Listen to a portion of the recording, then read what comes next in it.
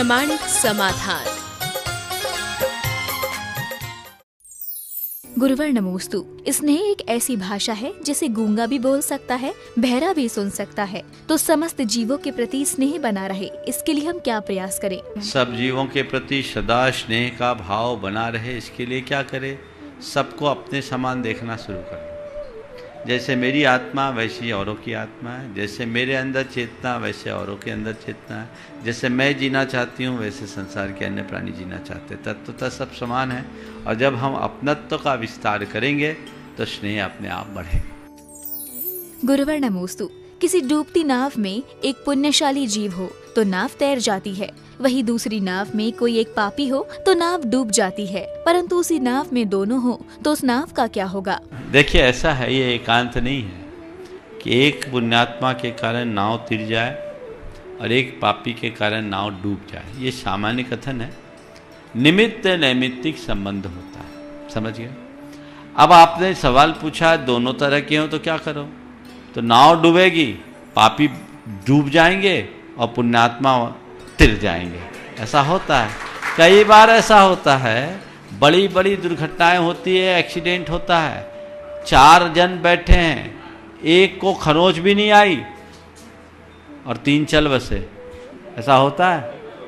तो ये अपने अपने पुण्य पाप का कोई ना कोई संयोग तो मानना ही पड़ेगा। गुरुवर नमोस्तु। सज्जन पुरुष नारियल के समान और दुर्जन बेर के समान होते हैं। तो क्या सज्जन पुरुष की पहचान यही होती है? देखिए, सज्जन पुरुष की मात्र यही पहचान नहीं है, सज्जन पुरुष की ये भी पहचान है कि ऊपर से कठोर और भीतर से मृदु होते हैं। ठीक है। और आपने दूसरा उदाहरण दिया बेर का, जो ऊपर से मृदु और अंदर से कठोर। लेकिन अंगूर खाया है कभी? ऊपर से भी मधुर और भीतर से भी मधुर। हमें उसे आदर्श बना। गुरुवर नमोस्तु। आहार, भय, मैथुन और परिग्रह, ये 4 संज्ञाएं होती हैं। तो एक इंद्रिय जीवों में परिग्रह और मैथुन संज्ञा कैसे पाई जाती है? अपनी अपनी भूमिका के अनुरूप सब में होती है। परिग्रह संज्ञा के विषय में धवला में लिखा कि एक इंद्रियों में भी परिग्रह की संज्ञा होती है। कैसे होती है? तो उसमें दिया एक लौध का पेड़ होता है। लौध का पेड़ अपनी जड़ें वहीं पहुंचाता है जहां धन गड़ा। समझ गए? जब गुरुदेव ये बता रहे थे तो किसी ने कहा महाराज उस पेड़ की पहचान और बता दो। ठीक है, तो एक उदाहरण दिया है। दूसरा, आपने पूछा मैथुन संज्ञा। अगर आप वनस्पति शास्त्र को पढ़े होंगे तो परागन की जो क्रिया है वो लगभग एक इसी प्रकार की क्रिया है। समझ गए? अलग अलग भूमिका के अनुरूप सब होता है। गुरुवर नमोस्तु। मंदिर जाते समय हमें बाजार आदि की याद आती है, परंतु जब हम बाजार में होते हैं तब हमें मंदिर की याद क्यों नहीं आती है? मंदिर जाते समय मंदिर जाने में दुनिया की याद आती है, पर बाजार में मंदिर की याद नहीं आती। ऐसा क्यों करें? ऐसा क्यों? इसलिए कि दिमाग में बाजार भरा है। सच्चे अर्थों में लोग मंदिर भी जाते तो बाजार के लिए जाते हैं। जाओ भगवान के दर्शन कर लो, पूजा पाठ कर लो, आज दुकान अच्छी चले। तो तुम बाजार की मानसिकता से भरकर मंदिर गए हो तो मंदिर में भी तो बाजार ही रहेगा। अगर मन में मंदिर में भगवान लो और भगवान को विराज लो तो बाजार में भी रहोगे तो तुम्हें मंदिर ही याद रहेगा। हमारा प्रयास ऐसा होना चाहिए, और ऐसा प्रयास होगा तभी सुपरिणाम आ पाएंगे और हम अपने जीवन को आगे बढ़ा पाएंगे। गुरुवर नमोस्तु। अक्षय तृतीया महापर्व पर जैन समाज के लोग रात्रि में गन्ने के रस को बांटते हैं। तो जैन समाज का ऐसा करना क्या सही है? सरासर गलत है। रात में तो गन्ने का रस का प्रयोग अक्षय तृतीया के दिन नहीं करना चाहिए। प्रातः काल अगर लोग करें तो बात अलग है। इस तरह की कुपरंपराएं लोग करने लगे हैं। गन्ने के रस को फलाहार मान करके लोग लेने लगे हैं, लेकिन ये सब चीज़ें ठीक नहीं है। कहाँ तो आदिनाथ भगवान को 6 महीने के अंतराय के बाद उनको पालना हुई, 1 साल के बाद उनने आहार लिया, और तुम लोग ऐसे हो कि उस दिन भी रात में चलाओ। कायदे से अक्षय तृतीया मनाना है तो संकल्प लो कि हम अक्षय तृतीया को या तो उपवास करेंगे या एकासन करेंगे, और इतना नहीं कर सकते तो रात्रि में 4 प्रकार के आहार का त्याग करेंगे। ये हमारी संस्कृति है, इसी में हम आगे बढ़ सकेंगे और वही हमारे जीवन की उपलब्धि हो सकेगी। हमें उसी दिशा में चलना चाहिए। गुरुवर नमोस्तु। मुनि दीक्षा अनंत जन्मों के पुण्य का संचय है या वर्तमान भाग्य, और हमारे भाव मुनि दीक्षा लेने के क्यों नहीं होते हैं? देखिए, बात तो सही है। मुनि पद धारण करने का सौभाग्य हर किसी को नहीं मिलता, बिरले लोगों को ही होता है। और इसमें अनेक जन्मांतरों का पुण्य तो होता ही है, पर वर्तमान का पुरुषार्थ भी उसमें काम करता है। पुण्य तो हमारे साथ है ही, ऐसा नहीं कि हम पुण्यहीन हैं। पुण्य नहीं होता तो इतने उत्तम कुल में जन्म नहीं लिए होते, पर कुछ मोह का प्रभाव है। हम अगर अपने पुरुषार्थ को जगाएं तो हो सकता है आज ही वो पुण्योदय में आ जाए। गुरुवर नमोस्तु। हम अपनी कमाई का छठा हिस्सा दान में निकालते हैं और उस दान को 3-4 माह में देते हैं, तो क्या ये दान परिग्रह कहलाएगा? देखिए, दान के लिए आपने अपने कमाई का एक छठा हिस्सा निकाला, बहुत प्रशंसनीय है। निकाल करके अलग कर दिया, उसका उपयोग नहीं कर रहे और टाइम पर आप दे रहे तो उसे परिग्रह नहीं करेंगे। वो आपने उस पर संकल्प कर लिया कि एक इतनी राशि का मुझे दान देना है, तो कोई हानि नहीं है। और उचित अवसर देख करके ही दान देना चाहिए। ऐसा नहीं कि मुझे दान करना है तो कहीं भी दे दें। वो दान के पैसे को घर में सुरक्षित रख सकते हैं और अवसर आने पर दे सकते हैं। गुरुवर नमोस्तु। अवध ज्ञान और जाति स्मरण में क्या फर्क है और क्या इस पंचम काल में किसी जीव को जाति स्मरण हो सकता है? देखिए, अवधि ज्ञान एक अतीन्द्रिय ज्ञान है, जो इंद्रिय मन आदि के आलंबन के बिना सीधे आत्मा से होता है। एक सीमागत पदार्थों का होता है, मूर्त पदार्थों का होता है, इसलिए इसको अवधि ज्ञान कहते हैं। जाति स्मरण अलग प्रकार का ज्ञान है। जाति स्मरण एक प्रकार का मानसिक ज्ञान है, जो अचानक किसी घटना के घट जाने से पूर्व जन्म की स्मृति स्वरूप होता है। तो ये मति ज्ञानात्मक परिणति है, इसे अवधि ज्ञान नहीं कहेंगे। जाति स्मरण क्वचित कदाचित होता है। अवधि ज्ञान एक बार हो जाने के बाद जब तक वो नष्ट ना हो तब तक बना रहता है। तो अवधि ज्ञान सभी देवों और नारकियों को होता है, कुछ मनुष्यों और पशु पक्षियों को भी हो सकता है, लेकिन जाति स्मरण के लिए ऐसा नियम नहीं है, किसी किसी को होता है। तो जाति स्मरण हमारे सम्यक दर्शन का कारण है, अवधि ज्ञान सम्यक दर्शन का कारण नहीं है। आपने पूछा क्या इस युग में जाति स्मरण हो सकता है? इसका निषेध नहीं हो सकता। गुरुवर नमोस्तु। जब दिल छोटे हो तब रास्ते और हर चीज भी छोटी हो जाती है, तो दिल को बड़ा कैसे करें? ये देखिए, दिल को बड़ा करने के लिए दिल को फैलाने की जरूरत नहीं है। दिल में एक ऐसी व्यवस्था है जो सबको अपने अंदर समा लेता है।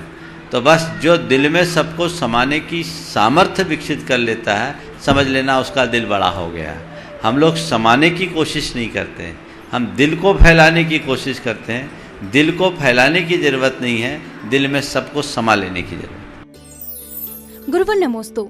मनुष्य की असफलताओं के बीच उसकी सफलता के कार्यकाल में बोए जाते हैं, तो असफलताओं से बचकर सफलता को पाने के लिए हम ऐसा क्या करें? देखिए, असफलता के बिना सफलता का मजा भी नहीं, और सफलतम कार्यकाल में ही असफलता के बीज बोए जाते हैं। बिल्कुल यथार्थ है। जब मनुष्य अपने सफलताओं में मुक्त हो जाता है, अहंकार में डूब जाता है, अपूर्ण अवस्था में ही अपने आप को पूर्ण मानने का भ्रम पाल लेता है, तो उसके साथ इस तरह की दुरावस्था बन जाती है। इसलिए हम चाहे कितनी भी ऊंचाई पर क्यों न चढ़े, अपनी ज़मीन को कभी न भूलें, डाउन टू अर्थ बने रहें और हमेशा अपने आप को अधूरा मानकर आगे बढ़ने के लिए उत्साहित बने रहें। कभी ऐसी स्थिति का सामना नहीं करना पड़ेगा। गुरुवर नमोस्तु। सफलता के रथ पर सवार होने के बाद दूसरों को समझाना आसान होता है, लेकिन खुद को समझना मुश्किल, तो ऐसा क्यों होता है? खुद को समझना थोड़ा मुश्किल होता है। दरअसल जिसे हम सफलता मानते हैं वो सफलता है ही नहीं। आज के समय में पावर पा लेना, पैकेज पा लेना, पैसा पा लेना, यही मनुष्य की सफलता है। पद, पावर, पैकेज और पैसा, ये मनुष्य की सफलता के प्रतिमान बन गए हैं, बल्कि सफलता का असली अर्थ ये नहीं है। सफलता का असली अर्थ है जीवन की हर स्थितियों में अपने अंदर स्थिरता लाना, अच्छे में बुरे में, लाभ में हानि में, संयोग में वियोग में, सुख और दुख में। जिसने अपने अंदर स्थिरता लाने की क्षमता विकसित कर लिया, समझ लेना वही सच्चे अर्थों में सफल है। जो बाहरी साधनों के माध्यम से सफल होते हैं या चीज़ों के आधार पर अपने आप को सफल मानने का भ्रम पालते हैं, उनके साथ ऐसा ही होता है। वे एक अलग प्रकार के भ्रम, अज्ञान और उससे प्रेरित अहंकार से भर जाते हैं। तो ऐसे व्यक्ति खुद को बहुत ऊंचा मानना शुरू कर देता है और फिर अपने आप को, अपनी असलियत को समझने की कोशिश नहीं करता। इसलिए हमें चाहिए कि हम सफलता के असली मायने को समझें। मैं तो कहता हूँ सफलता से बड़ी प्रसन्नता है, वह सफलता अर्थहीन है जो हमारे मन की प्रसन्नता को छीन ले। गुरुवर नमोस्तु। आज सभी समाजों में गौरक्षा के प्रति सहानुभूति दिखाई जा रही है, पर गाय को रखना कोई नहीं चाहता। तो गाय के संरक्षण के लिए हम क्या प्रयास करें? गौशाला को लेकर के बहुत सारी बातें हुई है, हो रही है, भावनाएं सबकी है, हमें इस दिशा में काम भी करना चाहिए, लोग कर भी रहे हैं। लेकिन कुछ चीज़ें ऐसी हैं जो व्यावहारिक तौर पर हमारे सामने चुनौतियां बन करके आई। मैं तो कहूँगा अलग से नई गौशाला खोलने की जगह हमारी जितनी गौशालाएं चल रही है, हम पहला प्रयास करें कि उनको हम अच्छे से सपोर्ट करें, वहाँ हम सुचारू व्यवस्था करें और हर कोई अपने जीवन के हर सुख दुख के मौके पे, हर मांगलिक प्रसंग पर जीव दया के लिए अपना द्रव्य निकालना शुरू करे तो एक बहुत बड़ा परिवर्तन है। गुरुवर नमोस्तु। जीवन का सफर बड़ा मीठा सा होता है, पर जब किसी से ज्यादा उम्मीद रखते हैं तब उनसे कड़वाहट हो जाती है। तो ऐसी स्थिति में हमें क्या करना चाहिए? ज्यादा मिठास भी कभी कभी कड़वाहट में बदल जाती है, इसलिए उतनी ही मिठास रखिए जितनी जरूरत है। ओवर एक्सपेक्टेशन हमेशा कड़वाहट देती है। तो हर चीज को हमें उसकी सीमा के हिसाब से समझना चाहिए। अधिक गुरुवर नमोस्तु। वास्तु शास्त्र का जैन ग्रंथों में क्या उल्लेख है और वास्तु शास्त्र को मिथ्या मानना क्या उचित है? बस मैं एक ही पंक्ति में बात कहूँगा, वास्तु को मानना, वास्तु का हवा मत मानना। वास्तु मिथ्यात्व नहीं है, वास्तु को मिथ्यात्व कहना भी गलत है और केवल वास्तु के ऊपर निर्भर रहना भी ठीक नहीं है। वास्तु एक लौकिक विद्या है जो हमारे घर के निर्माण आदि में रखी जाने वाली सावधानी को बताता है। ये एक प्रकार का विज्ञान है, क्योंकि चुंबकीय तरंगों का प्रवाह संपूर्ण ब्रह्मांड में होता है और उन तरंगों के प्रवाह से हमारा शरीर, हमारा मन, हमारी बुद्धि प्रभावित होती है और शरीर, मन, बुद्धि के प्रभाव से हमारे कर्म की स्थिति में परिवर्तन आते हैं। इसलिए शुभाशुभ का परिवर्तन देखा जाता है। लेकिन इस बात को हमेशा ध्यान रखना कि कर्म के फल में द्रव्य, क्षेत्र, काल, भाव चारों का निमित्त होता है, किसी एक का निमित्त नहीं होता। तो चार में से केवल क्षेत्र की शुद्धि ही सब कुछ नहीं है। इसलिए वास्तु कुछ नहीं है ये कहना भी गलत और वास्तु ही सब कुछ है ये कहना भी गलत। उसे हिसाब से लेकर के चले। गुरुवर नमोस्तु। ध्यान के समय आज्ञा चक्र के ऊपर तिलक लगाने से क्या कोई प्रभाव पड़ता है? देखिए, आज्ञा चक्र पर तिलक लगाने से ऐसा कहते हैं कि हमारी बुद्धि संतुलित होती है। यहाँ हमारी पिट्यूटरी ग्लैंड भी काम करती है, पीयूष ग्रंथि होती है। चंदन का तिलक लगाने से हमें शांति और शीतलता की अनुभूति होती है। तो मन बुद्धि को नियंत्रित करने के लिए तिलक लगाने का हमारे यहाँ प्रावधान है जो बहुत प्राचीन है। गुरुवर नमोस्तु। माँ ने अपने बच्चे को बताया कि कंप्यूटर अपने मॉनिटर और मदरबोर्ड की सुनता है, इसलिए स्मार्ट है। तो हम सभी को मदरबोर्ड आदि से क्या शिक्षा लेनी चाहिए? बहुत अच्छी बात है। जिस बच्चे ने पूछा, माँ ने भी बड़ा स्मार्ट उत्तर दिया। बच्चे ने जितना स्मार्ट प्रश्न पूछा, माँ ने उतना ही स्मार्ट उत्तर दिया। और वाकई कंप्यूटर की स्मार्टनेस उसकी मदर मॉनिटर से जुड़े रहने के कारण है। बस मैं यही कहूँगा, लोग अपनी माँ से जुड़े रहे, अपनी मूलभूत सत्ता से जुड़े रहे तो उनके जीवन में स्वाभाविक स्मार्टनेस प्रकट हो जाएगी। हम उनकी सुने तो आगे बढ़ेंगे। गुरुवर नमोस्तु। इंसान प्यार करने के लिए पैसा उपयोग करता है, पर आजकल लोग प्यार पैसे से करते हैं और इंसान को उपयोग करते हैं। लोगों का ध्यान चीज़ों से ज़्यादा हो गया, आदमी से कम। इसीलिए लिखने वालों ने बहुत अच्छी पंक्तियाँ लिखी है। कौन कहता है कि मोहब्बत के लिए होते हैं? कौन कहता है कि मोहब्बत के लिए होते हैं? अब तो रिश्ते भी जरूरत के लिए होते हैं। गुरुवर नमोस्तु। अष्ट प्रतिहारियों में छत्र का क्या महत्व होता है और छत्र को चढ़ाने का क्या फल होता है? 8 प्रतिहार हैं और हमारे शास्त्रों में प्रतिहार अर्पित करने को नित्य पूजा के अंतर्गत लिया है। जिन मंदिर बनाना, जिन प्रतिमा विराजमान करना, मंदिर में उपकरण दान देना, प्रातिहार्य आदि अर्पण करना, मंदिर की पूजा अर्चा के लिए भूमि भवन आदि का दान देना, धन का दान देना, इन सबको नित्य पूजा के अंतर्गत लिया है। और ये आपकी नित्य की पूजा है, इसके निमित्त से जितने लोग भी पूजा पाठ करेंगे उन सब के पुण्य का 6वां भाग आपके हिस्से आएगा। इसलिए ये छत्र है। लेकिन आजकल लोग धारणा छत्र पे ज़्यादा बढ़ गई। छत्र को लोगों ने ये सोच लिया कि भगवान पर छत्र चढ़ाएंगे, हमारे छत्र छाया हो जाएगी। कई जगह तो छत्र चढ़ाना एक प्रकार की मन्नत मनौती जैसी हो गई। लोग मन्नतों की तरह छत्रों को चढ़ाने की कोशिश करते हैं, ये उचित नहीं है। और कई जगह मैंने देखा कि मंदिरों में झूमर की तरह छत्र रह जाते, एक जगह 10-5 छत्र हो जाते। वो नहीं, 3 छत्र चढ़ाना, भावना से चढ़ाओगे तो तुम्हारे ऊपर भगवान की छत्र छाया अपने आप बन जाएगी। ज़्यादा कुछ कहने और करने की आवश्यकता शेष नहीं रहेगी। गुरुवर नमोस्तु। आजकल लोग व्यावहारिक न होकर व्यावसायिक हो गए हैं। जहां मुनाफा अधिक हो, संबंध वहीं बनाते हैं। तो व्यावसायिक को व्यावहारिकता में कैसे परिवर्तित करें? एक पिता के 2 पुत्र थे। पिता के मन में दोनों के मध्य उत्तराधिकारी के चुनाव का सवाल आया, किसे अपना उत्तराधिकारी बनाओ। पिता ने दोनों बेटों को बुलाया और कहा, बेटे मुझे अलग अलग दिशाओं में जाना पड़ता है, कई बार रात रुकना पड़ता है।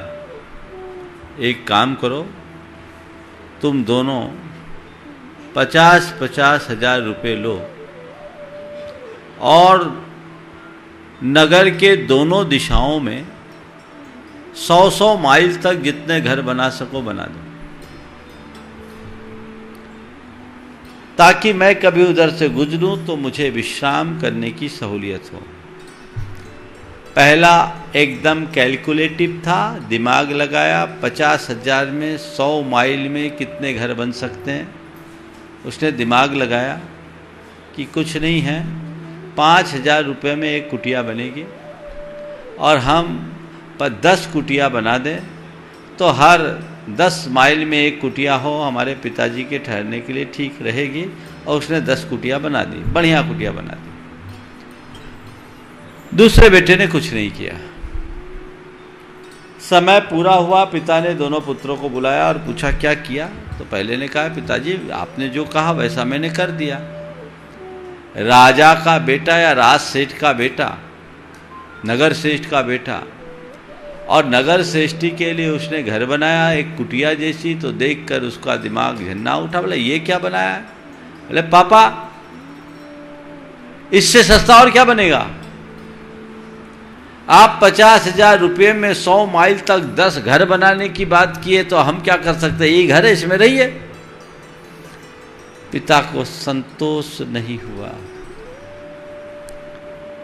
दूसरे से पूछा, बेटा तूने क्या किया? बोला आपने क्या कहा था?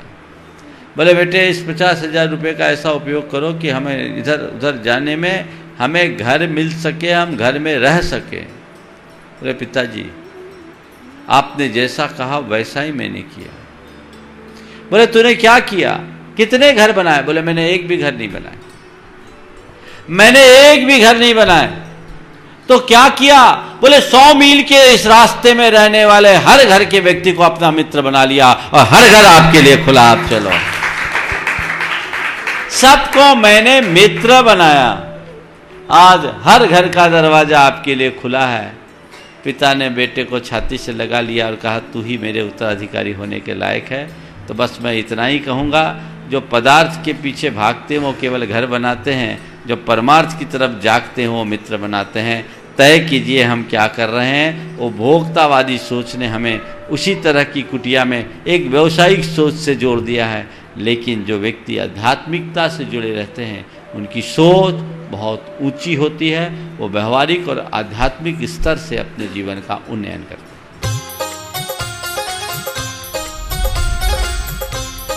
प्रामाणिक समाधान।